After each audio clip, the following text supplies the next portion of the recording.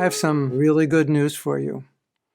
You don't have to be perfect to become Krishna conscious. I have some really, really good news. You'll never become perfect materially anyway, so you don't have to worry. And you don't have to be perfect spiritually for Krishna to love you, for you to love Krishna. Let's talk about that. It's very, very important.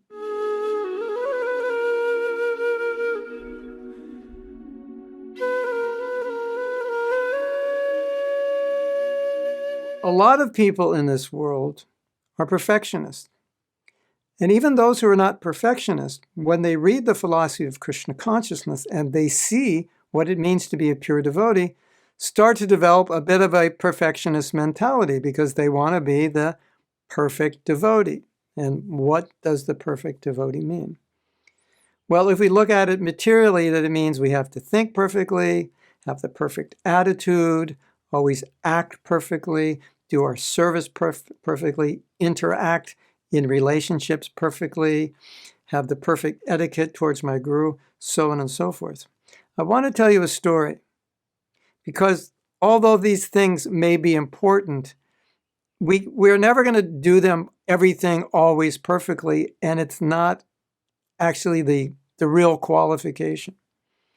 One devotee, in the very early days of ISKCON, chanted in India in front of many people the Upanishad. And as young devotees, our Sanskrit pronunciation was not so good. Even as older devotees, some of us, it's not so good. So one man came up to Srila Prabhupada and said, this disciple who was chanting Upanishad, she was not pronouncing Sanskrit properly. And Prabhupada said, yes, I know. But she has millions of times more love for Krishna than you will ever have. Just remember that statement. It's about love. It's not about material perfection. And you know in your own relationships with people, it's not about people doing things perfectly. It's about people being real, being honest, having a genuine relationship with you, being there when you need them.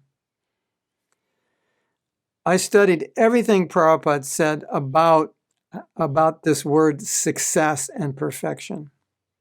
And if that's a requirement for bhakti. And every time I looked at the requirement, you know what the requirement was? It was sincerity.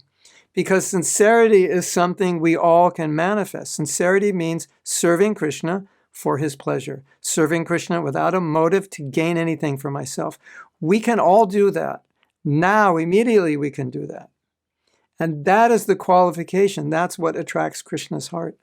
Not your perfect pronunciation of mantra, Om Purnam Araha Purnamidam. You're not going to impress Krishna with your Sanskrit pronunciation. No, it's not going to impress him at all. You're going to impress him with your sincerity, with your love, with your devotion. Prabhupada had so many disciples who were not, on objectively speaking, very advanced, but they had a lot of love, and therefore they were very advanced. So if you're hung up on being perfect and feeling guilty that you're not perfect, don't even worry about it, because that's not the qualification. That's not what we're trying for. We're trying for bhakti. We're trying for love, which means sincerely trying to serve Krishna and Guru for their pleasure. That's it. We can all do it. We can all do it right now, today. You can do it today, right now. After you listen to this, you can do it.